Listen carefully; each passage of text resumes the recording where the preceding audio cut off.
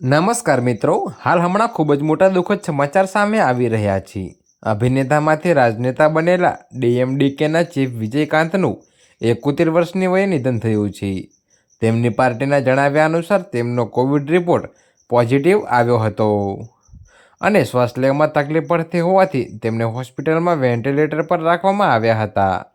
તો દક્ષિણના સુપરસ્ટાર અને ડીએમડીકેના નેતા વિજયકાંતે ચેન્નઈની ખાનગી હોસ્પિટલમાં અંતિમ શ્વાસ લીધા છે। તો ગઈકાલે તેમની પાર્ટીએ કહ્યું કે તેમને નિયમિત સ્વાસ્થ્ય તપાસ માટે હોસ્પિટલમાં દાખલ કરવામાં આવ્યા છે। ત્યારે આજે તેમનો કોવિડ-19 રિપોર્ટ પોઝિટિવ આવ્યો હતો અને તેમને શ્વાસ લેવામાં તકલીફ થઈ રહી હોવાથી તેમને ચેન્નઈની ખાનગી હોસ્પિટલમાં વેન્ટિલેટર સપોર્ટ પર રાખવામાં આવ્યા હતા। તો ડીએમકેના ચીફને 20 નવેમ્બરે પણ હોસ્પિટલમાં દાખલ કરવામાં આવ્યા હતા અને આ મહિને જ તેઓ હોસ્પિટલમાંથી ઘરે પરત ફર્યા હતા। તો વિજયકાંતે હોસ્પિટલમાં શ્વાસની બીમારીની સારવાર ચાલી રહી હતી। જોકે ફિલ્મો બાદ તેઓ રાજકારણમાં આવ્યા હતા અને તેમને ડીએમડીકેની સ્થાપના કરી હતી। ત્યારે આજે તેમનું નિધન થઈ ગયું છે। તો મિત્રો, અત્યારે હાલ માટે આટલું જ। મળીશું નવી અપડેટ સાથે।